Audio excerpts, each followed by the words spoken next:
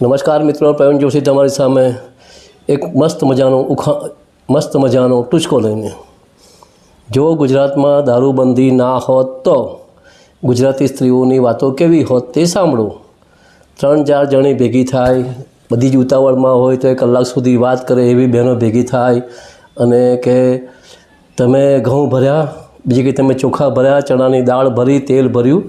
પછી એક બોલે પૈસાવાળી હોય તે, તમે સિઝનનો દારૂ ભર્યો? પેલી કે તમે કેટલો ભર્યો? મેં 30 પેટી ભર્યો. બીજીએ કહ્યું હા હોય ને, તમારે તો છોકરાઓ મોટા થયા એટલે પણ પીવા જોઈએ જ ને. તમે કેટલો ભર્યો? અમે તો આ વખતે 250 પેટી ભર્યો. કેમ? મારા દીકરીના લગ્ન છે, બધાને પાવી પડશે ને, એટલા માટે 250 ને પછી જોઈશે તો પછી વધઘટ હોય તો લગ્ન વખતે મંગાવી લઈશું.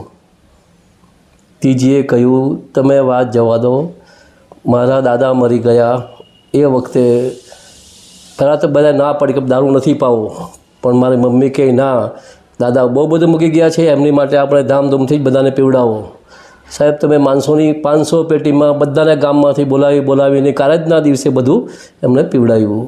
આજે પણ લોકો યાદ કરે છે કે ભાઈ મોત તો ફલાણા ભાઈનું કે જેમના કારણે ઢગલાબંધ દારૂ પીવા મળેલું.